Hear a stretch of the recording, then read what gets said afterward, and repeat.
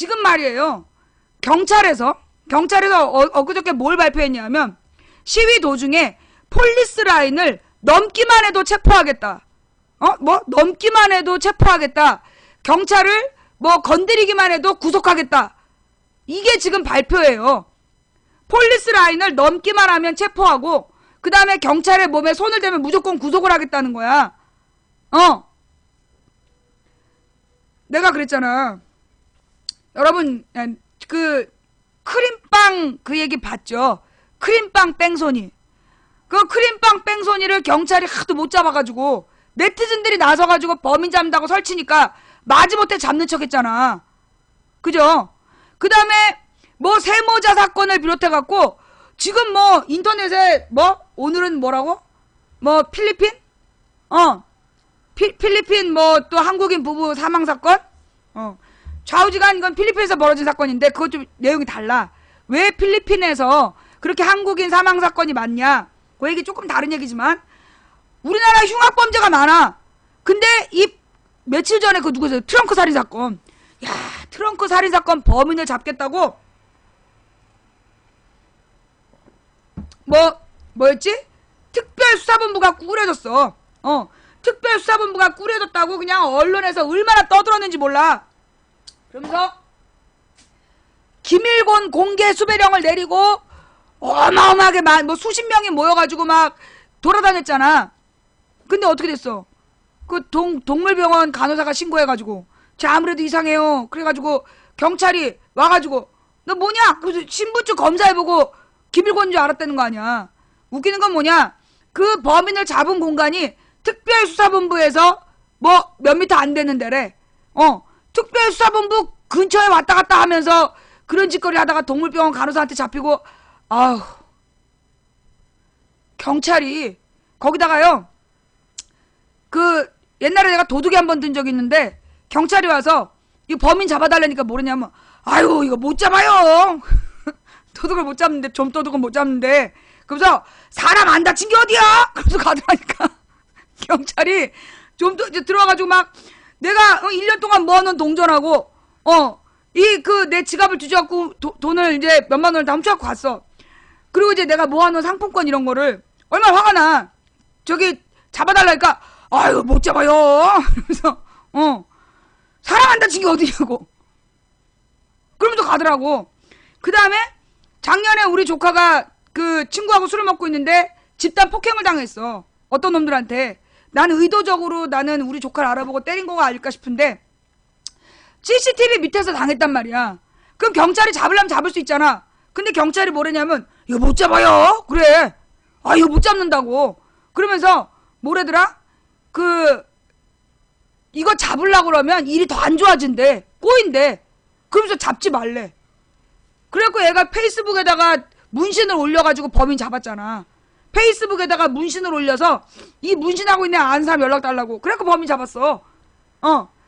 내 얼마 전에 아는 사람은 어떤 나쁜 여자가 앙심을 품고 그러니까 자기의 비리를 알고 있는 그러니까 A라는 사람이 있고 B라는 여자가 있는데 이 B가 A라는 사람이 자기의 비리를 알고 있다고 이 A에 대해서 무고한 말도 안 되는 거짓말을 A를 아는 여러 사람한테 8번에 걸쳐서 편지를 보낸 거야. 교묘하게 이제 그 프린트를 뽑아가지고 필적 자필로 안 쓰고 그래갖고 8번이나 편지를 보냈는데 그래갖고 그거를 이제 경찰에다가 신고를 했어. 그러면 종이에서 지문 뜰 수 있잖아. 근데 우리 경찰이 종이에서 지문 떴을까요? 안 떴어요. 못 잡아요. 그거 못 잡는다고. 그래서 경찰이 이거 잡으려고 그러면 골치 아프다고. 그래갖고 못 잡는다고 사건을 그냥 무마시킨 거야. 이 A가 너무 열받아갖고 검찰에 가서 이거 나는 도저히 참을 수가 없다. 이거 검찰이 잡아달라 했더니 검찰이 의심되는 사람이 있으면 그 사람을 고소를 해라. 그래서 그 사람이 그러지 않았다라는 거를 저쪽에서 입증을 못하면 되지 않겠느냐 이러면서 검찰이 얘기를 했대. 결국 검찰도 잡아주는 게 아니야. 그래서 어떻게 했냐? A가 직접 잡았어. 내 아는 사람이야. A가 직접 B를 잡아냈어. 그래갖고 이 B를 지금 고소를 한 상태예요. 이게 한마디로 B를 어떻게 잡았느냐? 덫을 놨지. 덫을 놔가지고 이 B의 비리를 알고 있는 사람을 협박을 해가지고 너 이거 B가 그랬는지 안 그랬는지 네가 밝혀내지 않으면 너를 꼰지르겠다. 그러니까 이게 제3자 C가 B가 그랬다라는 증거를 갖고 왔어. 그래가지고 범인을 잡은 거야. 무슨 얘기냐? 국민이 억울한 일을 당해도 우리나라의 수사기관이 범인을 잡는 능력이 제로야. 국민의 생명과 안전을 보호하라고 경찰이 존재하는데 대한민국의 이 경찰은 국민의 생명과 안전, 재산을 보호할 아무런 능력이 없어. 그리고 오로지 뭐만 해? 시위대만 잡으러 가. 시위대를 잡는 데는 칼같이 움직여. 선만 넘으면 잡아드리겠다. 손끝만 스쳐도 구속이다. 그게 대한민국의 경찰의 모습이야, 오늘. 어저께 국회에서 이 국정조사 과정에서 좌익교수 얘기가 또 나온 거 아니에요? 어저께가 이제 국정조사에서 검찰에 대한 국정감사가 있었나봐. 검찰 국정감사. 그리고 이제 검찰청장을 불러다 놓고 왜 좌익교수를 빨리 처리하지 않느냐. 그걸 이제 문제를 삼은 거예요. 그러니까 내가 지난번에 민사소송 졌잖아. 내가 민사소송 패소한 이유가 뭐냐 하면 이 검찰이 좌익교수에 대해서요. 2014년 1월 20일에 나를 불렀어. 나를 불러가지고 그 좌익교수의 범죄 수사기록 이만큼 쌓아놓고 그 좌익교수가 국정원 직원이라는 거를 내 앞에서 인정을 했다고. 그래서 내가 국정원법으로 내가 고소했다라는 부분에 대해서도 내가 고소인 조사를 받은 거야. 그러니까 고소한 사람의 주장을 얘네들이 다 받아 적었어.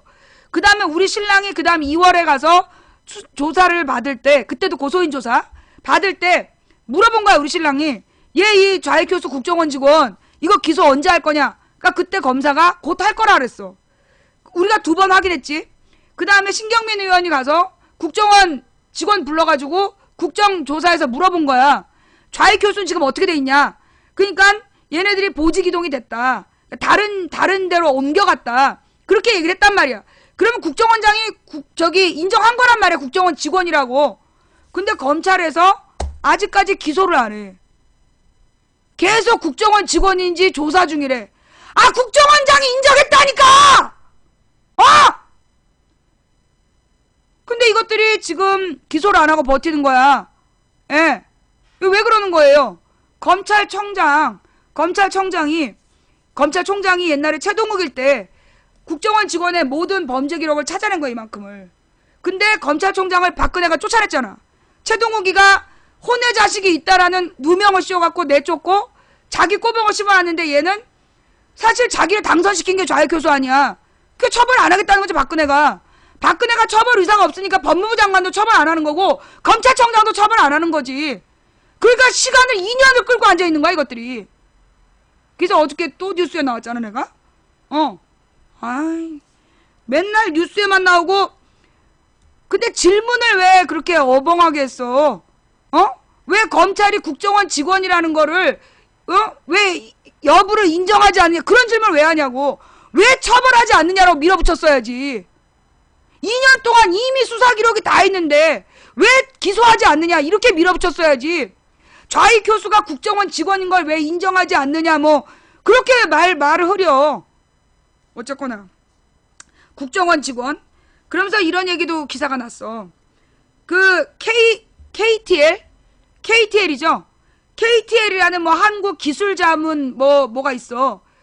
근데 얘네가 소위 거기서 일했던 애들이 나와가지고 제보를 한 거야, 경향신문에.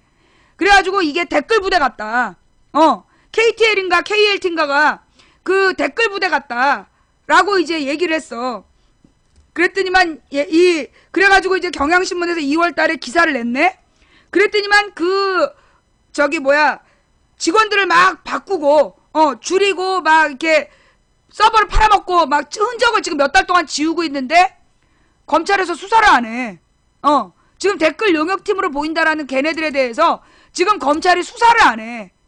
자, 그런데 어저께 그게 밝혀졌더만 그 소위 댓글 의혹 용역팀 그 관련 뉴스 좀 올려봐봐. 댓글 의혹 용역팀이 국정원과 정보 협력했다. 이거 경향신문에서 또 기사로 나왔더만. 소위 그 댓글 용역팀을 아예 무슨 회사 형태로 차려놓고 거기서 댓글 용역질을 했던 거야. 근데 이제 그 한 걸로 보여. 왜냐 거기서 퇴사한 애가 그랬던 것 같다라고 이제 제보를 한 거야. 그래서 지금 사실을 알기 위해서 수사를 해야 되는데 증거를 다 지금 인멸을 했어. 그랬는데 이 KTL이구나. 그런데 자 잠깐만요. 이 기사 같이 한번 볼게요.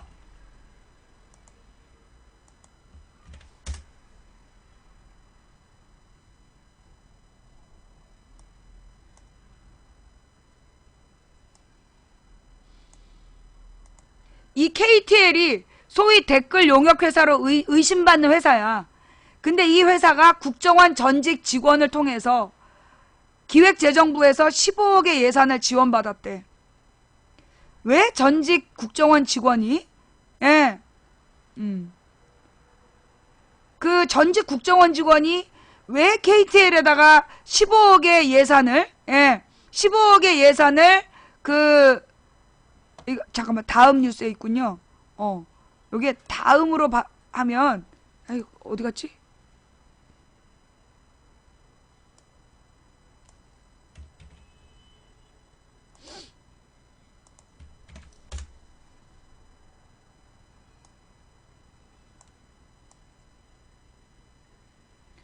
댓글부대 의혹 KTL 용역팀 국정원 정보협력 정보협력 추진 중소기업 관련 사업에 민주평통 자유총연맹까지 끼어 의문 사령탑 두고 개인에게도 정보 제공 진상조사 불가피. 이게 무슨 얘기일까요?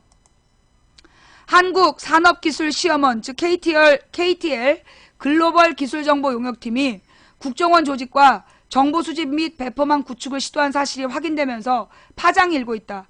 KTL은 용역팀이 댓글부대로 의심되는 활동을 했다는 보도 2월 10일자 보도인데 여기에 대해 그동안 시인도 부인도 하지 않았다. KTL의 공식적인 해명은 용역의 주된 목적은 정보를 운영하는 시스템 개발이고 해당 업체 측이 댓글 작업을 별도로 했는지는 확인할 수 없다는 것이었다. 연병 완전 부정을 못하고 있다는 얘기죠. 하지만 경향신문이 1일 단독 입수한 이 용역팀의 최종 용역 보고서를 보면 국정원과 민주평통자문회의 자유총연맹 등 한마디로 얘네들 전부 다 누구야? 친박근혜 단체 아니야. 얘네들을 정보협력 파트너로 제시했다. 상식적인 의문은 용역팀이 과연 국정원으로부터 아무런 동의 없이 용역 보고서에서 국정원 조직과의 협력을 언급할 수 있었을까 하는 것이다. 중소기업을 위한 수출 관련 정보 제공을 사업 목적으로 제시하면서 민주평통과 자유총연맹을 끌어들인 것도 의문이 제기된다. 용역보고서는 비공식 협력 파트너로 국내외 파워블로그를 들고 있고 비공식 협력 파트너 파워블로그 누굴까? 스페셜 리포트 작성자를 기자로 지칭하면서 기업뿐 아니라 개인들에게도 트윗과 사회관계망 서비스를 통해 정보를 제공한다는 계획을 수립했다. 잠깐만요. 를 바꾸는 중이에요. SNS 등을 통해 정보를 제공한다는 계획을 수립했다. 한마디로 그 댓글 원본 짜는 애들인가 보네. 지난 7월 KTL의 글로벌 기술 정보 용역을 수주한 그린미디어가 용역을 수행하던 KTL 별관 사무실. 요게 이제 그 별관 사무실이고, 그리고 경향신문 자료사진인데 이 사진이 보고서는 KTL 내부의 정보를 컨트롤하는 사령탑 K룸을 100평 규모로 설치하고 정보 유출 위험이 있으니 정보 관리자는 높은 충성도가 요구된다고 지적했다. 무슨 충성도일까? 용역의 진정한 목적이 의심되는 대목이다. 아니 중소기업에게 수출 관련 정보 제공을 하겠다며 근데 무슨 충성도가 요구가 될까? 뭐하는 애들이야? 더구나 이 용역사업의 수행 주체인 그린미디어는 12년 대선을 앞두고 그린경제라는 신문을 발행하기 시작했지만 일반인들은 거의 듣도 보도 못한 매체다. 그린미디어의 법인 등 기부를 보면 지난해 2월까지 자본금이 3천만 원에 불과했고 유사한 용역 실적도 전무했다. KTL은 뭘 믿고 15억의 예산이 반영된 사업을 무명의 매체에 맡길 생각을 했을까? 남국민 전 KTL 원장은 국정원 전직 직원을 통해 기획재정부로부터 15억의 예산을 따왔다는 보고가 없었다면 사업을 허락하지 않았을 것이라고 했다. 국정원이 뒤를 봐주는 사업인데다 기재부 지원 예산이니 KTL 입장에서는 부담이 없었다는 거다. 남궁 전 원장의 발언에 대해 KTL은 말도 안 되는 얘기라고 치부했지만 그의 발언을 뒷받침하는 증언이 나왔다. GNC 솔루션 대표 김모 씨는 경향신문과의 통화에서 2013년 중순부터 그린미디어와 국가정보전략연구소 민모 씨와 함께 사업 제안서를 작성했는데 그해 12월 예산이 반영되고 지난해 2월 예산이 확정돼 사업이 시작됐다고 털어놨다. 실제 KTL이 지난 7월 공식 입찰을 거치기도 전에 그린미디어의 KTL 변관 사무실 전부를 무상으로 쓰게 한 것도 지난해 2월부터다. 용역팀 26명의 급여도 그때부터 집행됐다. 정부 예산이 확정된 후 사업이 본격화된 것이다. 이미 2년 연속 공공기관 경영평가에서 최하 등급을 받은 KTL이 기재부의 승인 없이 자체 판단만으로 15억 원의 예산을 집행했다는 데는 여기저기서 의문이 따라붙는 상황이다. 하지만 국감을 앞두고 야당 의원들의 조사에서는 기재부에서 공식으로 집행한 예산 항목은 발견되지 않았다. 결국 기재부가 예산을 승인했다면 구체적인 용도를 밝힐 필요가 없는 국정원의 특수활동비나 수지차 보전 예산으로 처리했을 가능성이 높다는 관측이 나오고 있다. 좀 말이 어렵죠? 한마디로 지금 댓글 용역 회사라고 의심되는 회사가 있어. 근데 그 회사가 국정원 전직 직원을 이용해서 15억의 기재부 예산을 따왔다는 거야. 그런데 기재부 예산안을 검토해봤더니 15억을 그렇게 집행한 얘기가 없다는 얘기야. 그 얘기는 다른 말로 국정원의 공작 비용에서 냈을 모든 국가 예산에 국정원의 공작비가 숨어있다며 그 중에서 집행됐을 가능성이 있다는 거야. 한마디로 점점 더 이들은 국정원 용역 회사로 보인다 뭐 이런 얘기죠. 그죠? 예. 하여튼 그래서 이 국정원 직원을 통해서 기재부에서 15억 원의 예산을 받아서 이 그린미디어라는 회사를 좌우지간 운영을 했는데 걔네들한테 돈 준 흔적이 없대. 그게 더 문제 아니야? 왜 그랬을지? 자, 그런 다음에 말이에요. 지금 페이스북에서 다음 이야기로 넘어갈게요. 페이스북에서 그 세월호 유민아빠 김영호 씨의 페북을 삭제했다며. 그 김영호 씨의 로그인 기록을 삭제하고 그래서 페북에 로그인을 못하게 막아놨대요. 그런데 이게 김영호 씨가 처음이 아니래. 미디어 몽구라고 활동하시는 분 있잖아요. 그분의 페이스북도 페북에서 일방적으로 블라인드 처리를 해갖고 한 달 동안 그게 작동이 안 됐다는 거야. 그러면 이 미디어 몽구는요, 페이스북이 주요 무대래. 그럼 페이스북에다가 자기의 그 결과물을 올리고 그걸 통해서 후원을 받고 그래서 지금 1인 미디어에 활동을 하고 있는 건데 그럼 한 달 동안 후원을 못 받았을 거 아니야. 페이스북을 막아버려서. 이거 그럼 페북이 물어내야 될 문제 아니야. 그래서 그 원인을 페이스북 코리아에다 물어봤더니 처음에는 복원해주겠다 그러더니 그 유민아빠라고 자기를 밝혔더니 기다리라던데. 그러면서 지금 됐는지 안 됐는지 모르겠어요. 오늘 아침까지도 유민아빠의 페이스북을 차단해놨다. 왜 이럴까? 페북에서 왜 유민아빠나 미디어 몽구 같은 사람을 차단했냐고. 이유가 뭐야? 좀 수상하다. 그런 생각이 든다는 거지. 페북이 디도스 공격당하고 그랬다. 아니 그게 무슨 상관이야. 디도스 공격당했으면 전부 다 차단이 돼야지. 왜 나 매일매일 페북 들어가. 그 무슨 디도스 공격하고 무슨 관계가 있어. 아니 지난달에 페북 디도스 공격하고 유민아빠하고 미디어 몽구만 차단당한 게 무슨 관계냐고. 가끔 보면 우리 서태지 팬님은 중요할 때 헛소리를 하셔. 그래서 나는 사실 님이 의심스러워. 지금 왜 그런 얘기가 왜 나와? 아니 페북에서 나는 매일매일 로그인을 하고 있는데 이제까지 매번 로그인 됐다니까. 근데 왜 유민 아빠는 페북이 차단됐냐고. 나보다 영향력이 큰, 그리고 굉장히 세계적으로 그 유민 아빠의 페이스북을 다 보고 있고, 한마디로 세월호 사건이 유민 아빠의 페이스북을 통해서 계속해서 확장되고 있는데, 이 기사 한번 볼게요.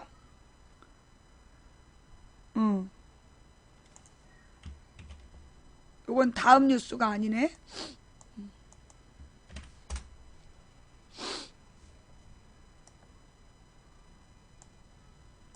유민 아빠의 페이스북 계정은 왜 차단됐을까? 아이 뭐 서태지 팬님이 풀확실한 얘기는 아니고 이게 항상 중요할 때 뻘소리를 하셔갖고 내가 의심이 좀 된다 농담삼아 얘기한 거지.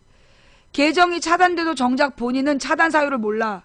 손해배상 소송을 제기나 소비자 기본법상 단체 소송이 가능하다. 아 이런 거 좀 읽어주는 기능이 있으면 좋겠어.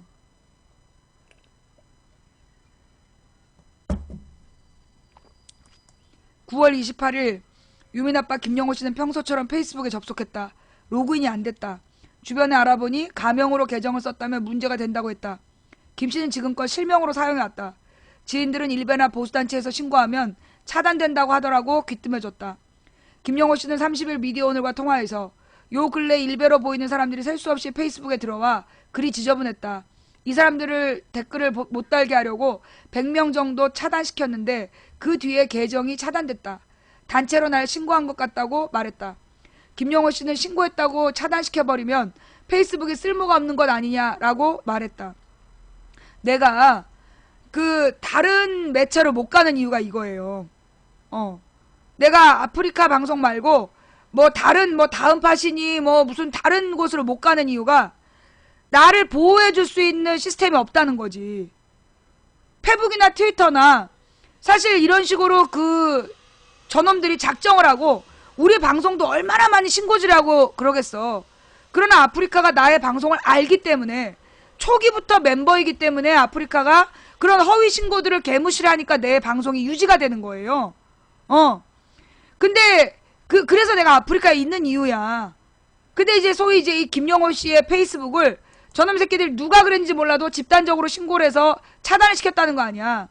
현재 김씨가 운영하는 유민아빠 김영호 페이스북 페이지는 김씨 계정이 사라지며 정작 김씨는 접속할 수 없는 상황이다. 누가 김씨의 계정을 차단시켰을까? 방송통신심의위원회 관계자는 확인 결과 김영호 씨 관련해 안건으로 올라온 심의 사례가 없다고 밝혔다. 이 관계자는 우리는 게시글 단위로 차단하기 때문에 계정 차단이나 계정 삭제는 할 수 없다고 덧붙였다. 그렇다면 페이스북은 왜 김씨 계정을 차단했을까? 페이스북 코리아 관계자는 30일 통화에서 어떤 일로 김영호 씨가 차단됐는지 본사와 파악하고 있다. 하루 이틀 내에 복구 조치가 될 것이라고 전한 뒤 보고 싶지 않은 게시물에 대해서 누구나 신고할 수 있다. 신고 후에는 바로 차단되는 것이 아니라 검토 과정이 있다고 밝혔다. 김영호 씨는 페이스북은 처음에 메일로 질문을 보내달라고 했다가 내가 유민아빠라는 걸 알고 하루 이틀만 기다려달라고 했다고 전했다. 갑작스런 페이스북 계정이 중지된 사례들이 심상찮다. 베트남에서 개인 사업을 하고 있는 이인 씨는 9월 22일 페이스북에서 이태원 살인사건 용의자 아더 패터슨이 한국으로 송환됐다는 포스터를 보고 댓글을 달았다. 한국에 오면 뭐라나 새누리당에 줄대고 재판받으면 무혐의인데 그의 댓글은 수백 개의 좋아요와 함께 논쟁을 불러일으켰다. 다음 날인 23일 새벽 그는 로그인할 수 없었다. 페북을 우리 정부에 대해서 비판적인 페북을 하는 사람들이 지금 차단당하고 있다는 얘기야. 예. 실명이 아니라고 해서 신분증도 메일로 보냈다. 물론 그는 실명을 쓰고 있었다. 이 씨는 무작정 페이스북에서 조치를 취해주길 기다릴 수밖에 없었다고 전했다. 차단 일주일 만인 30일에서야 계정이 복구됐다. 이 씨는 30일 통화에서 오늘 30일 아침부터 다시 접속됐지만 왜 차단됐는지에 대해 설명이 없었다고 말했다. 그는 평소에도 한국 정부 여당 비판글이 많이 올렸는데 그것 때문에 신고를 당한 것 같다고 주장했다. 미디어 몽구로 유명한 언론인 김정환 씨도 9월 22일 강제 로그아웃 당했다. 가명을 쓰면 안 된다고 해서 한 달 전쯤 김영환이란 실명으로 계정을 바꿨더니 김정환이 가명인 줄 알고 자동 차단시켰다는 게 페이스북 측의 설명이었다. 뭔 소리야. 김 씨는 사전에 어떤 고지도 없이 계정이 차단되며 황당함과 불쾌함을 경험했다. 1인 미디어로 왕성한 활동을 하고 있는 그는 계정이 복구되기까지 본인의 주요 플랫폼인 페이스북에서 아무것도 할 수 없었다. 정치적 활동이 페이스북 계정 차단의 근거가 될까? 계정 이용 중지에 대한 페이스북 이용 약관 가운데 정치적 표현 관련 커뮤니티 표준 관련 내용에 따르면 언론에 등장하거나 직업상 또는 특정 활동으로 인해 공공의 관심을 받는 사람들에 대한 공개적이고 비판적인 토론은 허용하지만 공인에 대해서 신빙성 있는 위협을 가하거나 특정인을 지목하여 편파적인 발언을 하는 경우 관련 컨텐츠가 삭제된다고 나와있다.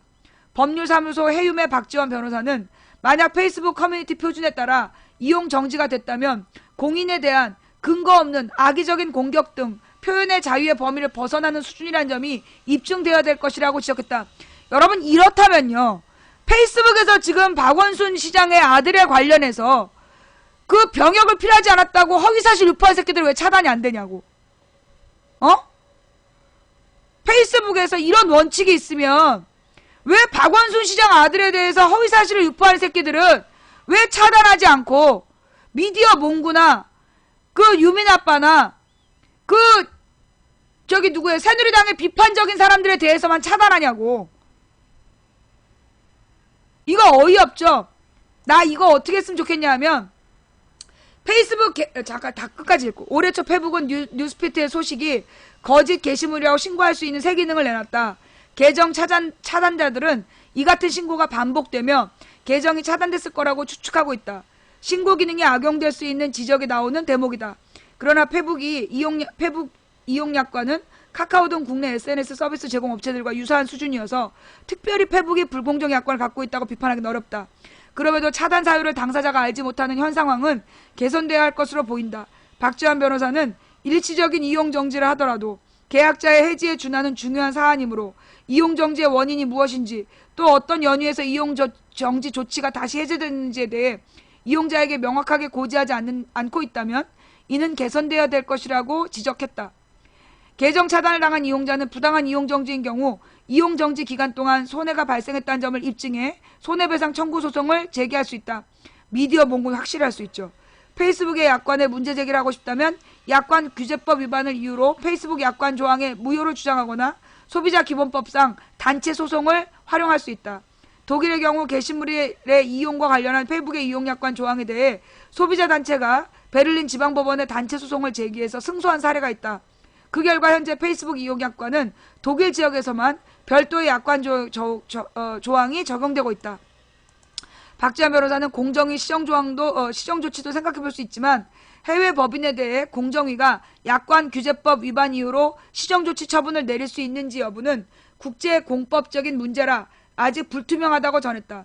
페이스북 약관은 미국 캘리포니아 주법을 준거로 정하고 있다. 그러나 일각에서는 국제사법에 따라 페이스북 이용 약관에 국내법을 적용할 수 있다는 입장도 있다. 이병준 한국외대 법학전문대 교수는 논문에 따르면 중거법이 외국법이면 원칙적으로 우리 약관 규제법이 적용되지 않지만 국제사법 27조가 적용되는 소비자 계약의 경우 약관 규제법이 적용되는 업종의 약관이라면 준거법이 외국법이더라도 우리나라 약관 규제법의 보호를 받을 수 있게 된다. SNS 서비스인 페이스북 이용 약관을 한국의 약관 규제법으로 통제할 수 있다는 설명이다. 기사가 굉장히 딴 데로 가버렸어. 좌우지간 내가 지금 하고 싶은 얘기는 뭐냐면요. 이 페이스북의 이용 정지를 그 말도 안 되게 당한 피해자들이 미국 법원에서 소송을 걸어야 돼. 미국 법원에서 손해배상 청구를 페북을 대상으로 해야 된다고. 한국 정부의 비판적인 내용물을 올린 사람들에 대해서 페북이 설명 없이 차단을 했다. 이 부분에 그로 인해서 손해가 발생했다. 이거를 미국 법원에서 걸어야 돼. 미국 법원에서 걸어야 보상금이 커져. 한국 법원에 해봤자 얼마 안 돼. 미국 법원에다가 걸어야 페이스북의 배상금이 커지는 거야. 미국은 이런 법정 분쟁이 심하거든. 이건 페북이 명확히 잘못한 거야. 어. 미국 법원에 해야 돼. 미국 법원에. 예. 하여튼 그거 알아두시고요. 그 피해자들 모아가지고 그 페북에서 박근혜를 비판하는 글을 썼다가 차단당한 사람들 몽땅 모여야 돼. 모여서 공동대책위를 꾸리고 미국 법원에 그 영향력 있는 미국 법원의 법률사무소하고 파트너가 돼서 미국 법원에서 소송하게끔 그렇게 해야 돼. 자, 그 얘기하고 넘어가고 그 다음 이야기 가만있어 보자. 그래요. 자, 여러분, 그 며칠 동안 난리가 났었던 김무성과 박근혜의 정면 충돌쇼 어떻게 됐어요? 예. 지금 박근혜하고 자, 봐봐. 김무성이 그러니까 이제 처음에 박근혜가 김무성한테 확 들이받았어. 그다음에 그러면서 반기문을 막 띄웠어. 그러니까 김무성이 뭐 오프 프라이머리 한다 하면서 문재인을 끌고 들어갔고 막 사진 찍으면서 박근혜 한 방 먹였어. 그랬더니만 다시 박근혜가 무효다 그러면서 난리를 했어. 그러니까 김무성이가 그거 미리 청와대하고 사전 논의한 거다 거기까지 갔어. 그러더니 갑자기 오늘 꼬리를 내렸어. 갑자기 오늘 더 이상 얘기하지 않겠다 이러면서 김무성이가 딱 꼬리를 내렸어요. 그러면서 내가 뭐라 했어. 이거 쇼라고 생각된다 그랬잖아. 이게 언제 그랬냐. 이명박 때 그랬어. 여보세요?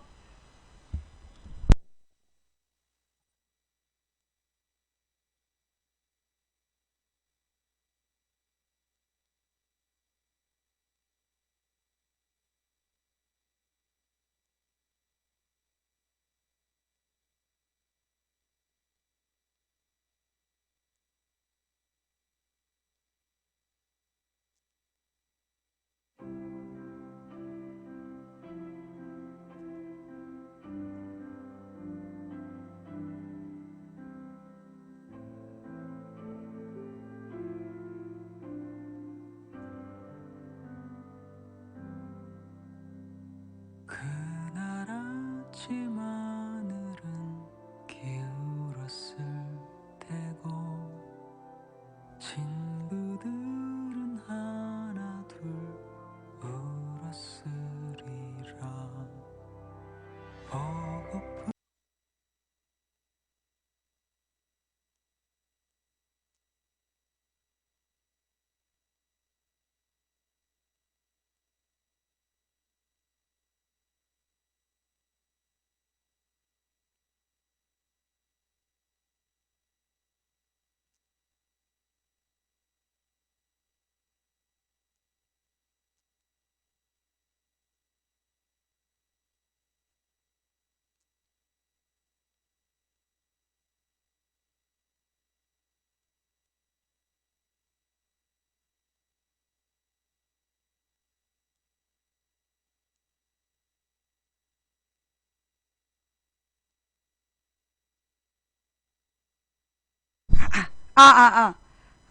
내가 뭐 또 어느 언론사에 또 이렇게 그 후원 가입했다고 개인 신상 확인까지 하네.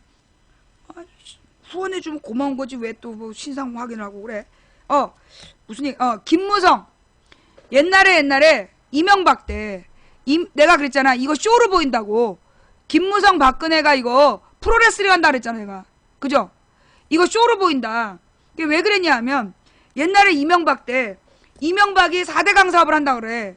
그래갖고 막 이 야권에서 들고 일어나고 막 반대를 했어. 막 반대를 했더니 박근혜가 그거 좀 문제가 있는 것 같다 그래.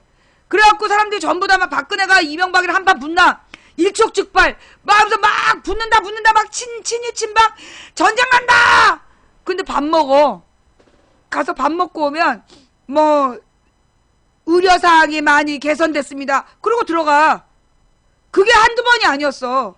매번 중요한 고비 때마다 특히 이제 야당이 박근혜한테 막 일격을 가하는 순간이 올 때마다 이명박한테 일격을 가할 때마다 박근혜가 나서가지고 한마디 해. 그리고 언론사 기자들이 2주일 동안 그 집 앞에서 짱을 쳐. 한 2주 지난 다음에 밥 먹으러 가. 이명박이랑 밥 먹고 와서 해결됐다고 들어가. 그럴 때마다 이 기자들이 뭐라 했냐면 친이 친박 그 굉장히 심각하다. 이번이 뭐 격돌 대격돌 지랄 연병을 했다고. 근데 나중에 어떻게 해요? 나중에 밥 먹고 헤어졌어. 그냥 밥 먹고 그냥 사바사바 되면서 또 넘어가. 저 오늘 김무성이 한 게 그거 아니야. 마치 뭐 오픈 프라이머리로 뭐 저기 친박 비박이 뭐 대판 붙을 것처럼 지랄 연병을 하더니만 좀 없던 일로 하겠다. 쇼야 쇼. 프로레슬링이라니까? 짜고 치는 거야. 짜고 치는 거야, 짜고 치는 거. 얘는 처음부터 그랬어. 얘네들은요 절대로 갈라쓰질 못해. 이게 다 친인척끼리 연관되어 있고 돈으로 뭉친 조직이기 때문에 절대 갈라쓰지 않아. 우리나라의 순진한 진보 기자들이 그 친박 비박이 곧 전쟁 나서 갈라설 거라고 생각해. 분당할 거라고. 절대 걔네는 분당 안 해. 유일하게 걔네가 분열된 걸로 보였던 게 이인재야. 사실 그때는 일부러 김대중한테 넘겨준 거야. IMF라는 그 시기에 김대중한테 맡겨놓고 지네가 노동법 개선한 것대로 산업구조 조정하려고 김대중한테 덮어씌우려고 일부러 이인재의 출마를 막지 않았던 거야. 그래서 노무현이 당선됐을 때 애들이 미치는 거야. 왜냐 걔네들은 김대중이 당선되는 건 막지 않았어. IMF 이후에 산업구조 개편할 때 그 모든 책임을 김대중한테 덮어씌우려고 김대중 대통령 되도록 한 거야 걔네가. 근데 노무현은 철저히 막으려고 그랬어. 그런데 노무현이 된 거야. 총 걸기를 해서 걔네들이 비판을 했는데 노무현 당선된 거야. 그러니까 그때 중선관위 출신 막 인간들이 나와가지고 전자투표로 된 거라서 무효다 소송 걸고 지랄 연병하다 2008년에 그게 거짓말인 게 밝혀진 거야. 그렇게 된 거예요. 노무현은 쟤네들이 허용하지 않은 사람이었어. 왜냐하면 그때 2002년이 홍삼 트리오 사건이라는 게 터지면서 김대중과 동교동계가 완전히 죽는 거였어. 동교동계는 옛날에 죽었고 민주당이 재기 불능 사태에 빠져. 근데 그걸 살려낸 게 노무현이야. 노무현 바람이 민주당의 정권을 재창출해낸 거야. 그래서 그게 대단한 사건이었던 거예요. 그런데 쟤네들이 완전히 미쳐버린 사건이지. 절대 쟤네들이 용납할 수 없는 사건. 어떻게 노무현 따위가 대통령이 고졸 출신에 부인은 심지어 고등학교 중퇴인가 그렇잖아. 그런 무식한 것들 서울대도 안 나오고 고졸 출신이 거기다가 그 저기 장인이 무슨 저기 장기수였던가 뭐 그랬잖아. 빨치산 출신인가. 그래갖고 용서가 안 됐던 거야 노무현에 대해서. 그래서 김무성이가 나는 노무현이를 대통령이라고 인정한 적이 없어. 그런 거 아니야. 만약에 문재인이 김무성처럼 나는 박근혜를 대통령이라고 인정한 적이 없어 라고 얘기했다면 아마도 문재인의 포를 떴을 거야. 그지? 만약에 김무성처럼 문재인이 나는 박근혜를 대통령이라고 인정한 적이 없어 라고 얘기했다면 그러면 이것들이 아마 문재인의 포를 떴을 거라고. 시신에 아주 뼈를 발라냈을 거야 이것들이. 이분 정치관념 괜찮음? 그걸 왜 물어봐? 네 맘에 들면 듣는 거고 아니면 듣지 않는 거야. 나의 정치관념이 괜찮냐 안 괜찮아 그걸 왜 남한테 물어봐? 네 맘에 들으면 보는 거고 안 맞으면 가. 줏대가 없는 거야. 저게 주관이 없는 거고. 나는 노무현 대통령 때 노무현을 비판하는 방송을 했고 이명박 박근혜 때는 이명박 박근혜를 비판하는 방송을 한 사람이야. 왜? 내가 10년이 넘게 애들한테 사회탐구 교과서를 가르쳤어. 학원에서. 학원 강사 출신이야? 내가 그 사회탐구를 가르칠 때 정치 분야에 분명히 뭐라고 나오냐? 대한민국의 모든 언론은 정치 권력, 경제 권력을 비판하고 감시할 의무가 있다라는 규정을 애들한테 가르쳤어. 그 다음 대한민국의 모든 국민은 민주정치의 발전을 위해서 정치 권력과 경제 권력을 감시하고 비판할 권리가 있다라고 애들한테 가르쳤어. 난 내가 가르쳤던 걸 실천하는 중이야. 나는 내가 방송하는 내용은 이제까지 교과서에 나온 내용과 언론으로 보도된 내용을 근거로 해서 방송해. 그러니까 나는 그런 사람이야. 마음에 들면 앉아서 보고 못 알아듣겠으면 나가. 못 알아듣겠으면 나가. 그리고 내 방송이 괜찮나요? 라고 묻지 마. 모든 사람은 주관이 있는 거야. 네 주관에 맞으면 보는 거고 안 맞으면 나가는 거지. 왜 다른 사람한테 괜찮냐고 물어봐. 너는 결혼할 때 다른 사람이 괜찮다는 사람하고 결혼할 거니? 네 맘에 든 사람하고 결혼해야지. 모든 일이 그래. 나는 솔직히 그 유행이라는 패션을 굉장히 싫어해. 패션 유행. 내가 볼 때 그지 같은 옷인데 남들이 입으니까 다 따라 입어. 아, 정말 너무 혐오스러워. 남들이 좋다는 거. 내가 제일 웃기는 게 명품 가방들이야. 딱 보면 등신같이 생겼는데 막 어떤 여자가 되게 촌스럽게 생긴 가방을 들고 막 되게 사람들을 내려다보면서 막 걸어가는 거야. 저 여자가 미쳤나 그랬어. 근데 내 친구 옆에서 저게 명품 가방이래. 1000만원인가 그렇대. 아니 1000만원짜리 가방을 들고 왜 길에 돌아다녀? 왜 길을 걸어다녀? 자동차 타고 다녀야지. 딱 봐도 모자라 보여. 맹해 보이는 가방인데 명품 가방이라고 들고 가면서 막 이러면서 가는 거야. 병신 진짜. 남들이 괜찮다, 남들이 좋아한다, 그거 아무 소용 없는 거야. 정치인을 보는 눈도 마찬가지야. 남들이 잘한다, 멋있다, 시원하다, 남들 따라 보지 말라고. 혹시 망치 부인을 누가 막 소개해가지고 소개받아 왔어요. 그래도 마음에 들지 않으면 보지 마세요. 남들이 좋다 그러면 무조건 좋아하는 거. 그게 가장 우리나라의 민주주의를 망치는 길이야. 그래서 이명박 박근혜가 대통령 된 거 아니야. 개쪽팔리게. 아주 국제적으로 그냥 해외여행을 못 나가요. 또 얘기가 딴 데로 갔어. 본론으로 돌아와서. 예. 이 김무성의 꼬리 내리기는 옛날에 이명박한테 박근혜가 확 들이받는 척 했다가 밥 먹고 화해했던 재탕이야, 재탕. 삼탕? 곰탕이야, 곰탕. 걔네가 갈랐을 거라는 그 꿈을 버려. 헛된 꿈이야, 망상이야. 친박 비박이 갈라서서 내년 총선에 공천권으로 갈라지나요? 뻥까지 말라고. 그런 헛된 기대를 가지고, 그러니 대한민국은 민주주의 사회고 진보 정당이 따로 출마하는 걸 막지 마라. 그래 봐. 그래서 어떻게 됐는지. 그 진보 정당은 진보 정당대로 출마하고, 새정치연합은 새정치연합대로 출마하고, 그 개나 소나 신당 해가지고 또 신당대로 출마하고. 그러면 사람들이 투표를 안 한다고. 그러면 누가 당선돼? 그 박근혜 꼬북들이 또 쪼르륵 당선된다고. 이번에는 3분의 2 가까이 돼. 3분의 2 넘을지도 몰라. 지들 멋대로 헌법을 바꿀 수 있어. 박정희가 한 짓이 뭔지 알지? 직선제를 없앤 거야. 대통령 직선제를 없앴다고. 지금 이대로 가면 너네들이 상상했던 이상의 시대로 가는 거야. 지금 이 시기가. 그래서 문재인이나 모든 야권 지지자들이 문재인이나 심상정이나 모든 야권이 하나로 뭉쳐서 어떻게 내년 총선이요. 쉬운 싸움 아닌 거 알죠? 어떻게 박근혜가 또 될 수가 있어? 박근혜 당이 어떻게 또 될 수 있어요? 여러분, 기본적으로 그 인구 분포를 잘 알아야 돼요. 인구 분포를. 자, 서울의 박원순이 굉장히 영향력을 행사하고 있고, 서울은 민주당이 뭐 지방자치제를 많이 하고 있어요. 국회의원도 꽤 많은 편이에요. 그죠? 그러나 서울을 제외한 경기도에서는 야당이 이긴 적이 한 번도 없어. 딱 한 번 임창렬이라는 사람이 한 번 됐는데, 그 사람이 어저께까지 신한국당이었다가 새정치 국민회인가? 거기로 갑자기 입당해갖고 나온 사람이야. 김영삼 정부의 장관하다가 김대중 정부로 갈아타가지고 도지사 한 거. 그게 유일하게 야당이 된 얘야. 서울의 인구 1100만이 안 돼. 1000만이 지금 무너진다는 얘기까지 있어. 경기도 인구 1300만이야. 1300만 인구 중에 1300만 인구가 있는 경기도에서 야당이 이긴 적이 한 번도 없다고.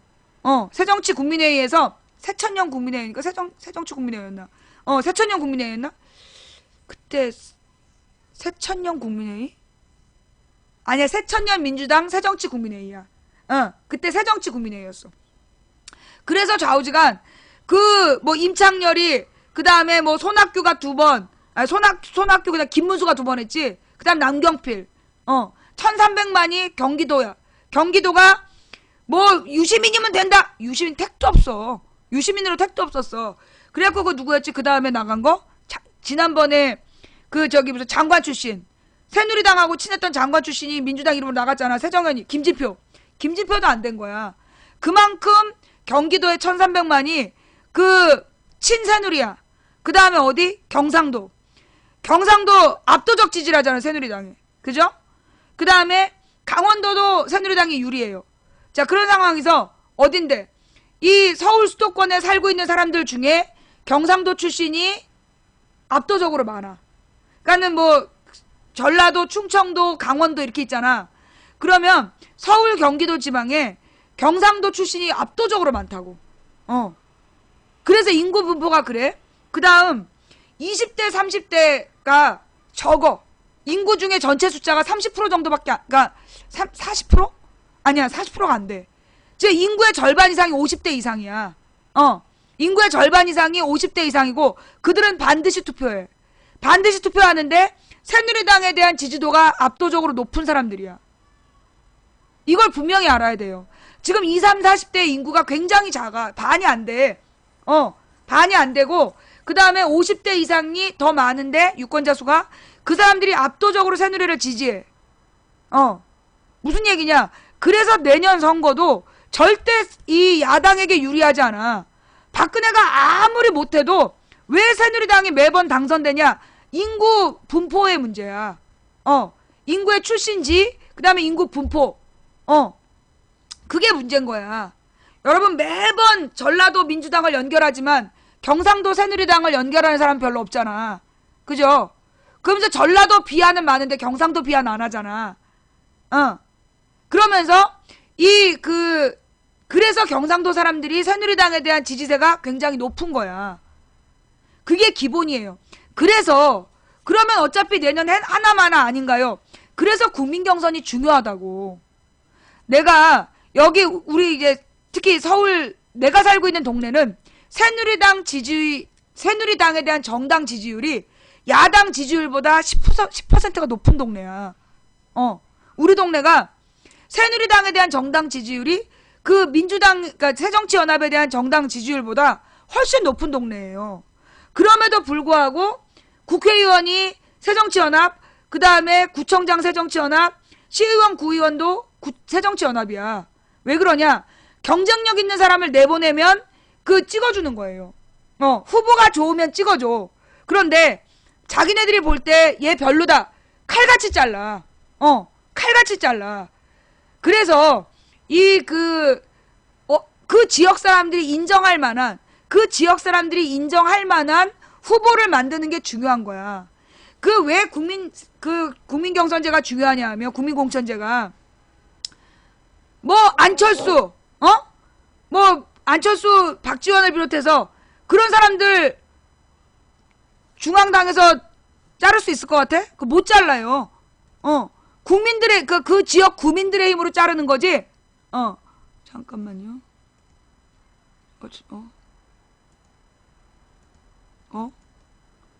왜 이러지?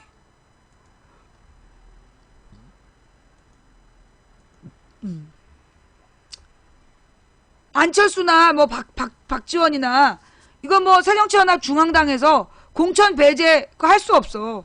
그 지역 사람들이 해야 되는 거야, 지역 사람들이. 그래서 실제로 뭐가 필요하냐? 그 지역민들이 인정하는 후보를 내세워야 되는 거야.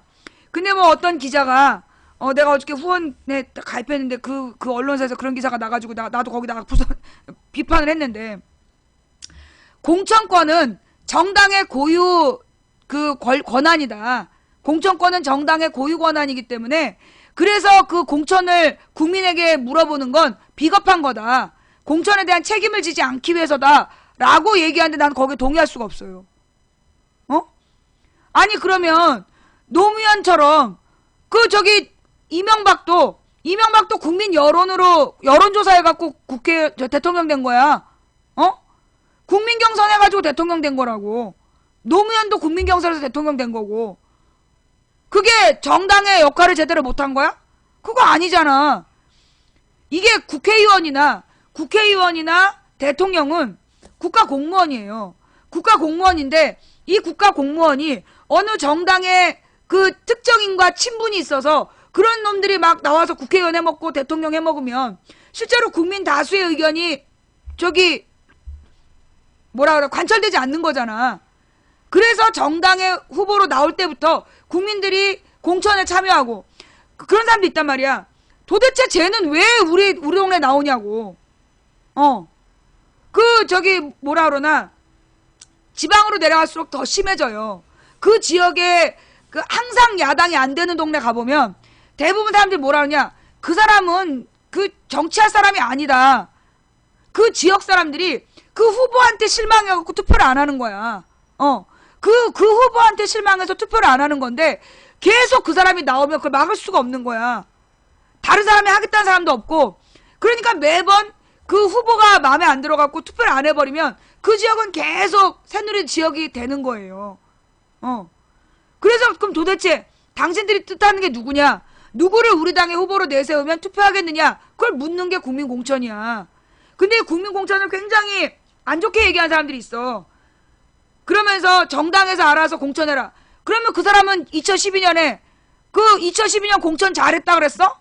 잘 못했잖아. 그때 개파별로 나눠먹게 하고 박영선이 기어이 김한길 공천 주라고 난동을 피워가지고 김한길 공천 줬다가 당이 개박살난 거 아니야.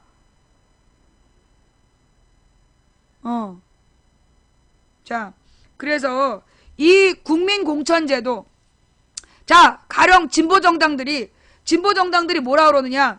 어차피 우리가 빅텐트로 들어간다고 했을 때 어차피 야당 2번 당 지지자가 많은 거 아니냐. 그래서 우리한테 불리하기 때문에 공천을 못 받는다라고 얘기하는데요. 실제로 그 당원들끼리만 투표를 하면 불리할 수 있지. 당원들끼리만 투표하면 불리할 수 있지만 이게 그 지역민들이 전체가 다 같이 그 공천에 참여한다면 그 진보정당에게 유리한 거 아닌가? 내가 잘못하는 거예요?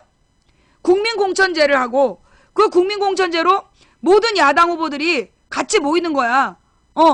그래서 이번 총선 준비할 때 뭐 한시적인 정당이든 그 하나의 정당을 만들어서 그 안에 진보 세력들이 다 같이 모여서 국민공천을 하는 거야. 그러면 그 지역 국민공천으로 충분히 그 야권의 단일 후보가 될 수 있는 거 아니에요? 이게 만약에 당원들의 힘으로 하는 거라면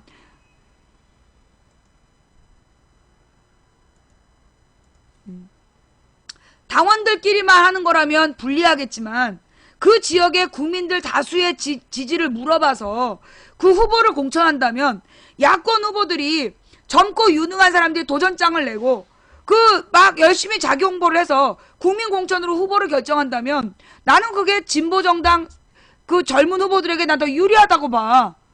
내가 생각을 잘 못하는 건가? 자, 하여튼 그 얘기. 지금 이제 문재인 새정치연합 대표가 그 박근혜 대통령한테 지금 공천권에 개입하는 건 퇴임 후를 보장받으려는 독재적 발상이다. 굉장히 중요한 얘기를 했어.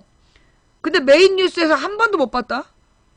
문재인 대표가 박근혜더러 지금 박근혜가 이 여야의 공천에 여당 야당 국회의원 공천에 청와대에서 개입을 한다는 것 자체가 이건 자신의 퇴임 후를 보장받으려는 독재적 발상이다. 그러면서 굉장히 중요한 정치적 발언을 했어요. 언론에서 보도를 안 해. 포털에서 나오지도 않아.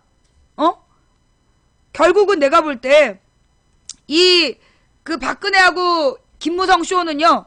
문재인의 국민공천제를 물타기하고 문재인의 그 발언을 묻어버리기 위한 문재인의 발언을 묻어버리기 위한 프로레슬링이다. 짜고 치는 레슬링이다. 나는 그 생각이 계속 들어. 여러분 그 내용에 문재인 박 대통령 퇴임 후 보장받으려는 독재적 발상이다. 아니 이렇게 중요한 내용을 방송에서 한마디도 안 해? 그죠?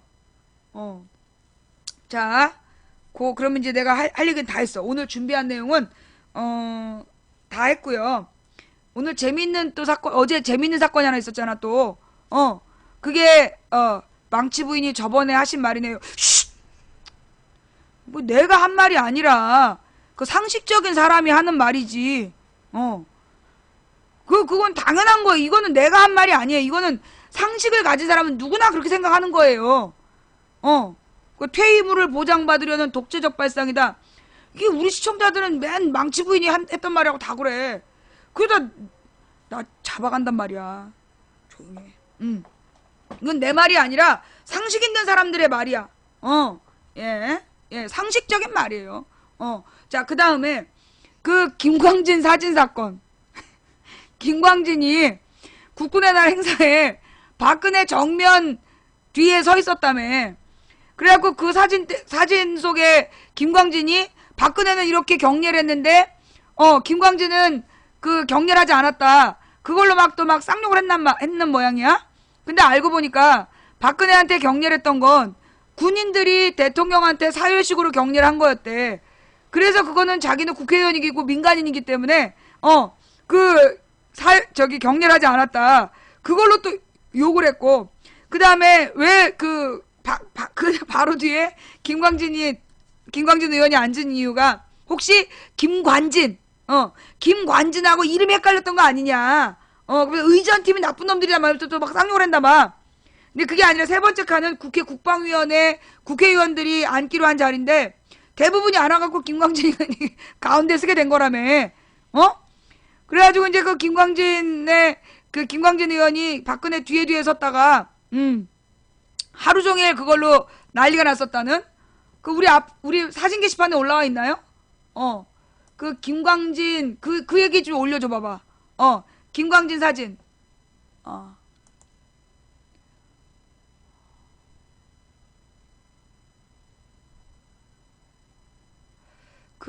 야옹이 메롱님, 그 얘기를 지금 저한테 이 채팅창에다 쓰시면 제가 뭘 어떻게 할 수 있겠어요.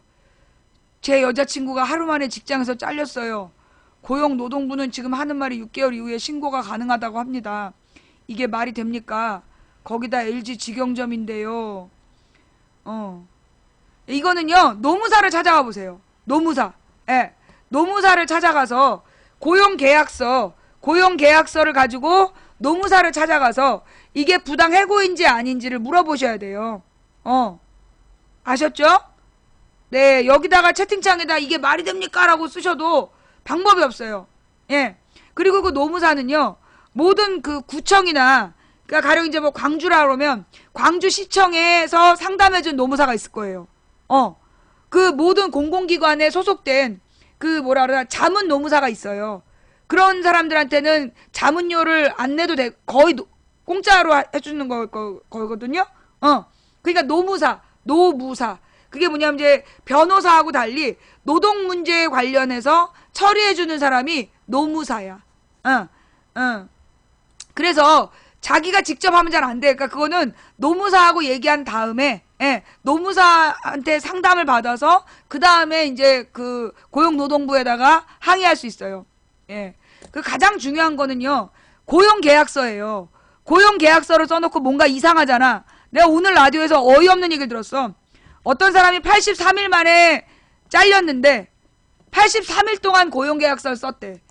매일 아침 고용계약서를 썼다는 거야. 말이 안 되는 거죠. 이런 말 같지도 않은 일이 지금 우리나라에서 벌어지고 있기 때문에, 그건 여자친구 개인의 문제가 아니라 우리나라가 지금 박근혜가 더 쉽게 자를 수 있게 그냥 해고를 마음대로 하게 좀 만든 거 아니야. 그리고 LG 직영점이다라고 얘기를 하는데요. 원래 LG가 노조가 강하대. 그거 아셨어요? LG가 노조가 강해요. 그러니까 LG 직원들은요, 일단 노조에 가입하세요. 옛날에 그 LG가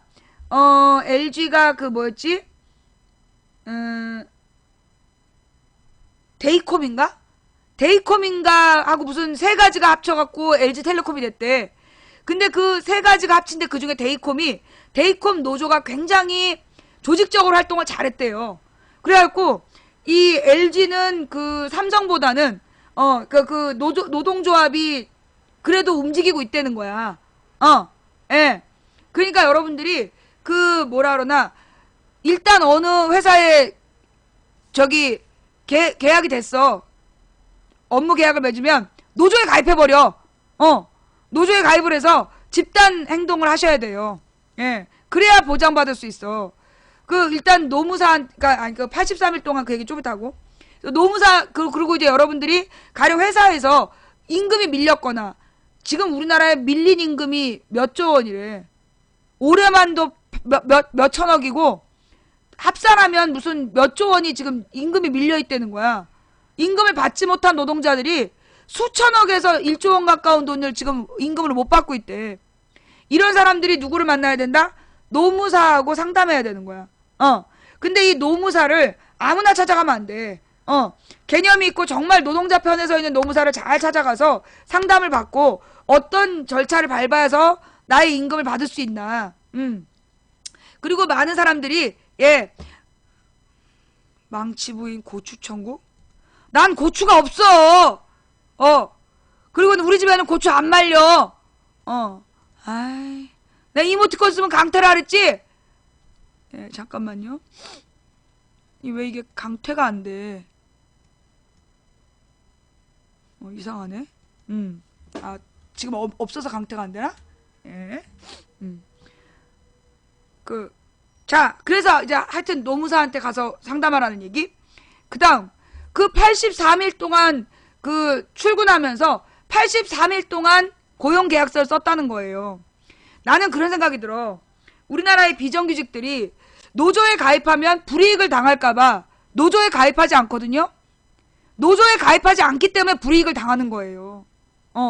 제대로 된 노조를 만들어내고 노동자들이 단결을 해야 되는데 모든 노동자들이 블랙리스트에 오르면 어쩌지? 불이익을 당하면 어쩌지? 그래서 노동조합에 가입하지 않아. 그러니까 권리를 보장받지 못하는 거야. 우리나라가 OECD 중에 노동조합 가입률이 제일 낮은 나라래요. 10%밖에 안 된대. 그러니까 노동자들이 너무 빨리 너무 쉽게 해고되는 거야. 노조가 있는 회사는 쉽게 해고를 못해요. 되게 중요한 얘기예요. 예. 노조가 있는 회사는 함부로 못 잘라. 그러니까 그러면 노조가 있는 회사인지도 미리 알아보셔야 돼요. 정보를. 근데 이 노조가요. 틀림없이 두 가지가 있을 거예요. 복수노조가 가입되면서 하나는 회사 측 노조, 하나는 노동자 측 노조. 근데 어떤 노조는 둘 다 좀 별로인 노조가 있을 수 있어. 그러면 그 별로인 노조 중에서 그래도 노동자 편인 노조에 들어가세요. 그래야 노동자들이 같이 협력하는 거예요.